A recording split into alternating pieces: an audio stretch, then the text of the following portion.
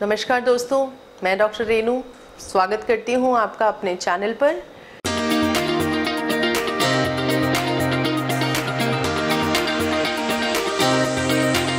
पिछले वीडियोस में हमने बात की है आईवीएफ के बारे में, क्या होता है, किसको ज़रूरत होती है। अब फिर सवाल आता है कि मैडम हमने सुना है कि आईवीएफ बहुत कॉस्टली होता है, हमारे लिए है ही नहीं, हम करा ही नहीं पाएंगे, सक्सेस रेट्स इसके क्या हैं?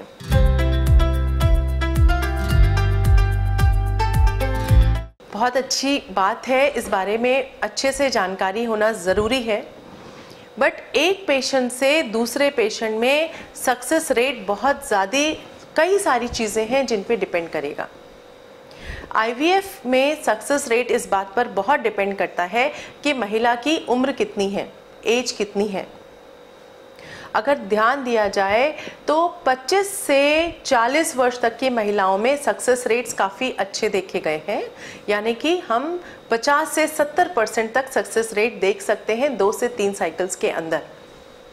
बट अगर वही किसी महिला की उम्र 40 के ऊपर बढ़ती चली जाती है तो सक्सेस रेट्स बहुत तेज़ी में गिरते जाते हैं, तब सक्सेस रेट 20 से 30% तक आ जाते हैं।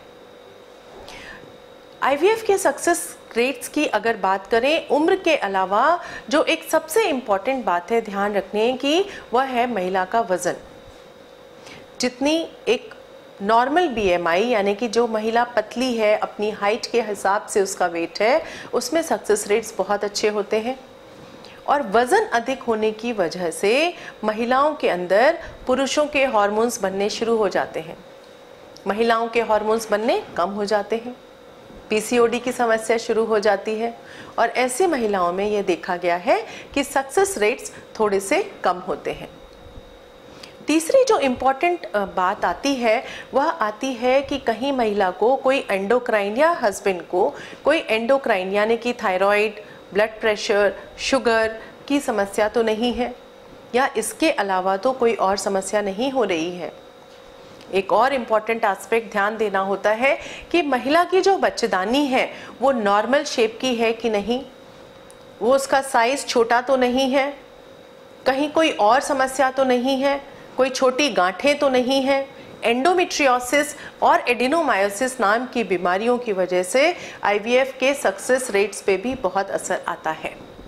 तो हो सकता है कि लैप्रोस्कोपी विधि द्वारा हमें पहले एंडोमेट्रियोसिस, बच्चेदानी की गांठ या फाइब्रॉइड या रसौली जो है उसको हटाना पड़े। बच्चेदानी के अंदर जो छोटे छोटे पॉलिप्स होते हैं, एंडोमेट्रियल पॉलिप्स, उनको हटाना पड़े। बच्चेदानी का अगर साइज़ छोटा है तो दवाइयों के द्वारा या हिस्ट्रोस्कोपिक विधि द्वारा हम उसके साइज़ को भी बड़ा कर सकते हैं। 3 से 6 महीने इस सब प्रक्रिया में लग सकता है।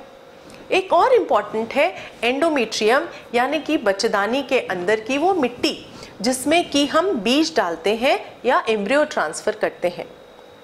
50% रोल उस एंडोमेट्रियम का है।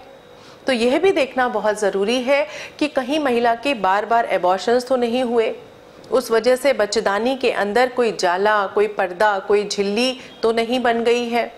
यह सभी चीज़ें सक्सेस रेट्स को इफ़ेक्ट करती हैं।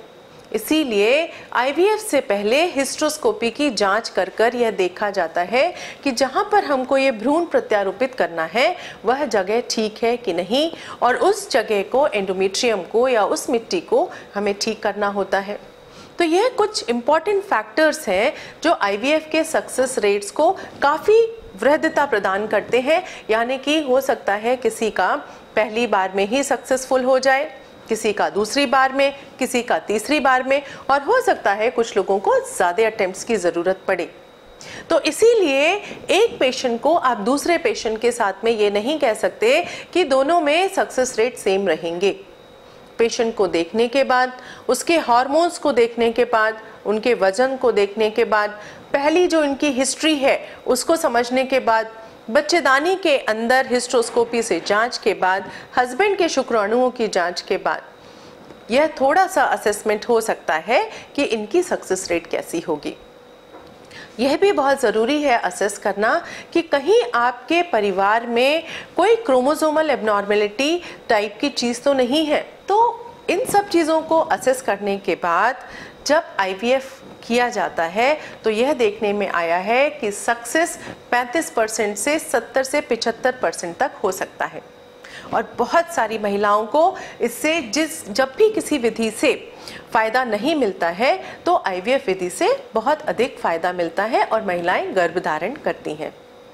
अब अगर आईवीएफ की कॉस्ट की बात की जाए तो वो भी इन बातों पे डिपेंड करेगी कि उम्र कितनी है, वज़न कितना है, हम हार्मोन्स कौन से इस्तेमाल कर रहे हैं, शुक्राणु हस्बैंड के कैसे हैं और अंडे की क्वालिटी कैसी है।